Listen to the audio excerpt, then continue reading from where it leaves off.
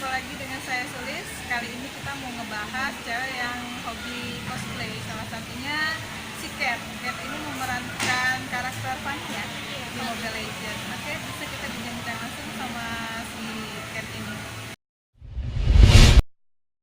Dari kapan kita punya hobi untuk cosplay? Kalau aku sendiri punya hobi cosplay dari tahun 2013 awal.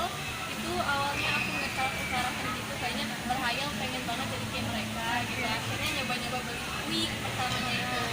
Awalnya sih nggak setuju sama orang tua, tapi lama-lama ya boleh. Oke. Sisi positif yang kamu rasain dari cosplay? Sisi positifnya banyak banget menurut aku jadi lebih percaya diri, pokoknya yang paling penting itu. Terus aku jadi bisa ngurus badan, karena awalnya sebelum ikut cosplay itu aku benar-benar gak peduli sama badan, tomboy banget.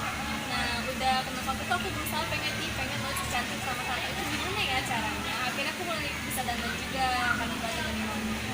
Kalau orang tua jadi ngedukung tuh gimana tuh mulanya? Itu karena awalnya ngeliat perubahan aku yang aku ciptain, wah anak ini udah mau mulai terapi nih gitu kan. Tadi kan gak Berani peduli sama interaksi. sekali, iya, terus mulai mau bergaul sama yang lain gitu. Terus pokoknya ya kan mulai dikenal orang gitu. Jadi mama setuju aja sekarang sama itu gak negatif.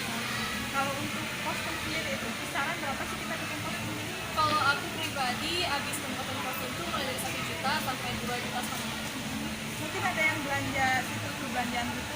Iya, kadang aku pesen makernya dari Indonesia buat kasih desainnya, tapi mereka yang buat gitu. Kadang juga aku pesen dari luar negeri.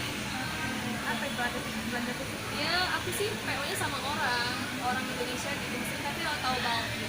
Nanti dia yang belanjain. Iya. Kalau karakter yang paling kamu suka?